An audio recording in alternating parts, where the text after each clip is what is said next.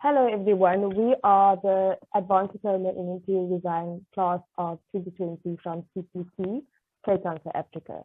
We have decided as a class to take part in the International Design Day of 2021, and we hope you enjoy it. Hi everyone, my name is Whitney Clausen. I'm 27 years old. I'm a current student of the Advanced Diploma in Interior Design at the Cape Peninsula University of Technology. So for each and all, I've decided to go with glass bottle housing. As I done my research on this, miner in Nevada, his home kind of struck me. His name is Tom Kelly. In the top right-hand corner, you'll see an image of his residence.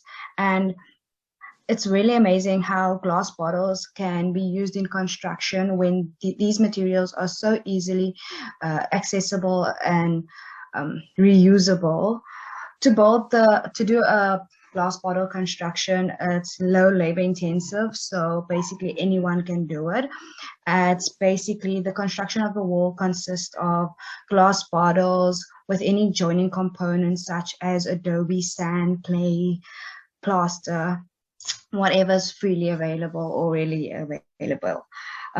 This construction contributes to the internal lighting of a structure, and it contributes well to the thermal mass and absorbing of the solar radiation. So thank you.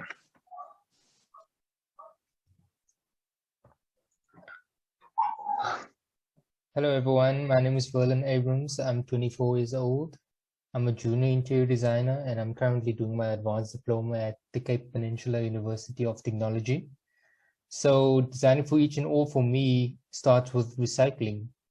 Recycling plays an important role in our society today. One question that constantly comes to mind is how do we reuse/design with plastics to help or improve our everyday lives. I've done some research and found a few examples on how design can transform recyclable plastics into something beautiful and innovative. As you can see in the first sticky note, the upcycled plastic bottle herb planter, as you can see on the right, the image. The self-watering planters are made from recycled bottles. You can make such a planter out of nothing but a plastic bottle and a piece of string. Cutting the bottle into two sections, make a hole in the cap and run the string through. Put a few stones and soil into the top section and add the plant. And then place the upside down into the bottom half of the bottle, which is filled with water. The next one is the leaf ball light.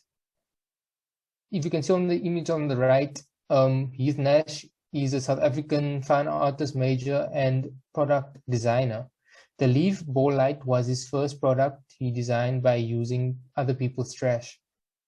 In these images, you can see it's filled with many recyclable materials, which is then kept together with some hand-bent wire and cable ties.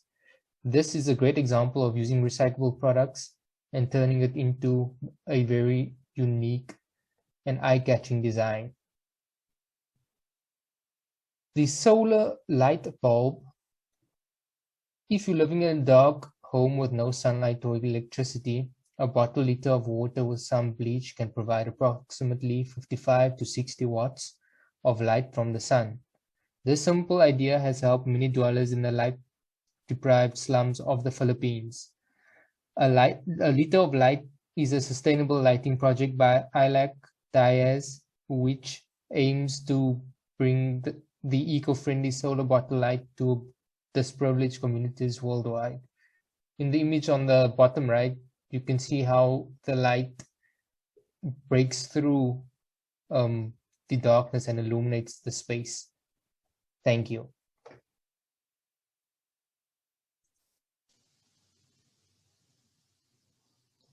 Hi everyone, my name is Ayabulela. I'm 23 years old. I'm an advanced diploma student at the Cape Peninsula University of Technology. The material that I found interesting is cow dung. I grew up in the Eastern Cape, South Africa, and would see how cow dung would be applied on the floor of the Xhosa hut. This floor treatment is used to built-in Xhosa homes. The floors are covered with a thin layer of fresh cow dung. As homes in the rural areas in the Eastern Cape, South Africa, are built straight from the soil, this prevents the house to being dusty as people cannot afford mats. The cow dung serves as a natural mat and a natural disinfectant. This natural treatment also cools down the interior of the Xhosa hut. In some homes, the cow dung is used as a wall treatment as people produce art on top of the material. The cow dung is a good binder, which creates a smooth, fine floor finish and prevents any form of cracking. Cow dung is mixed with water and then applied on any surface. Thank you.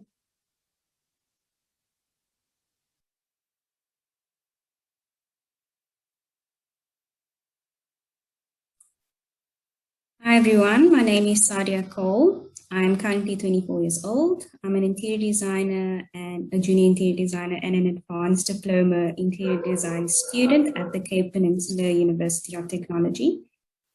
My design idea for each and all came from the want for a simple but effective decorative idea that anyone without a background in interior design can understand, apply, and afford. The product that I chose is the mason jar, originally founded by John Landis Mason for preserving fruits, veg, and other perishables. Now it is a collector's item and even a decorative item. So one of the uses that I found is that it's an innovative way for dispersing lighting in a room. It's an affordable alternative for a touch of design in the home. There's also fair access to materials at a low cost for anyone and everyone to enjoy. It is inclusive and not only for high-end clients, it is for the entry-level client as well, and it is very aesthetically pleasing. So it also can be used as a planter for storage or, as I've mentioned, for decorative or lighting purposes. Upon my research, I've also found a DIY greenhouse. It is made of mason jars and timber. These jars function as seedling starters in the greenhouse and also as rain collectors. Thank you for listening.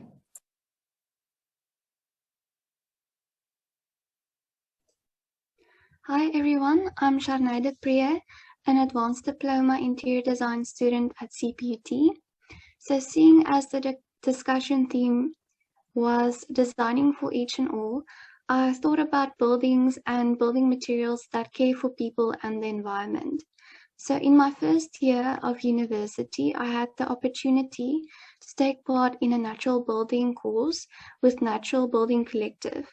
So Natural Building Collective is an organization that is driven by global poverty and equality and the need to design for disaster. Their buildings have a really positive social impact, seeing as it contributes to local job creation and skills training. So this project specifically was located in Delft, Cape Town, and the purpose of this building was to develop skills of the elderly and adults so that they can use it in their livelihoods and maybe even earn a living like that.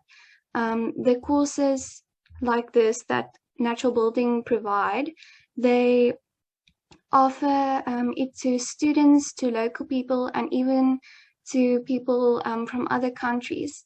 Some people were from Namibia and Zambia, and they came to learn those skills and then take it home with them so that they can provide for their families and build their own homes.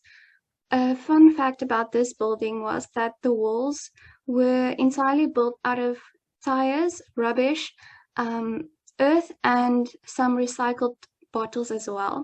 So in this area in Delft, there's a lot of issue with waste removal.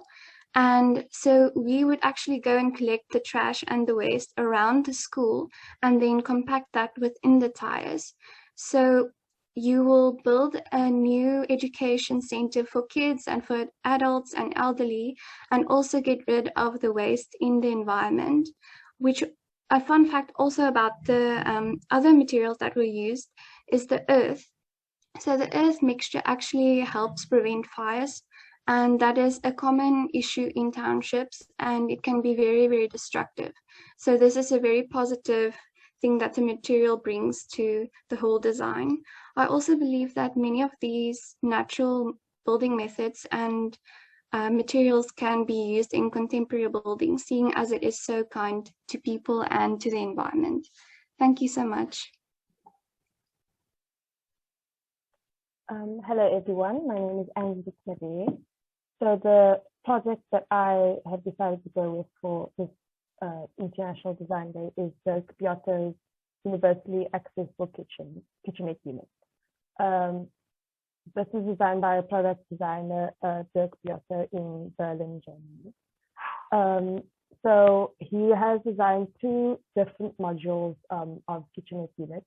The first one has facilities such as the kitchen sink and sink mixer integrated in the kitchenette unit. And as you can see, the sink also has an integrated steel drying rack to make sure that everything's taken close proximity of the user. In both units, there is enough, he's ensured for enough leg room underneath the counter to ensure that a wheelchair user can come through the door underneath and have comfortable enough workspace. He's also ensured that all crockery and cooking utensils are stored to be within reach of the user. He has things like an indent in the timber countertop to assist with people of minimal use of their hands, to do things like butter bread or anything that you need two hands to do. He also has equipment such as graters and chopping boards built into the kitchenette unit. And the chopping board has holes in the countertop where pegs can go into, so that anything that needs to be chopped can be kept into place easily. As you can see, this is a picture of the two units together. When designing these kitchenette units, Dirk Piotr actually underwent a few experiments to see firsthand what it is like to work in a kitchen as someone who has a disability. So the first experiment you can see in this image here, he tested what it's like to cook using only one hand, so that you could fit into the shoes of someone who only has minimal use of their hands and experience what using the kitchen is like for them. In this image, you can see he tested what it is like to use a kitchen while in a wheelchair. And in this image, he built a suit simulating the physical challenges of the elderly, so that he could see what it is like to cook in a kitchen as an elderly person. Thank you very much.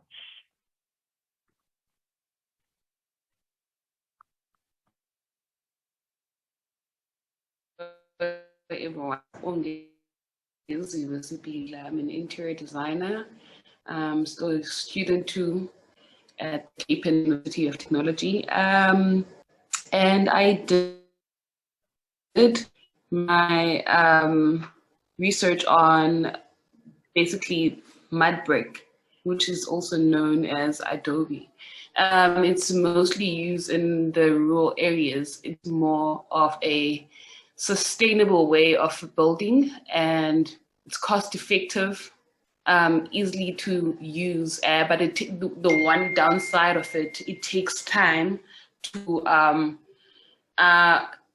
make, because you have to make your own bricks and wait for days for it to actually dry up, and then you can start building. But then once it's dry, you can always start building from there. And yeah, it's very cost effective and sustainable, and it's also a way of creating jobs in terms of making the actual bricks, and also bringing the community together into building. And it lasts longer.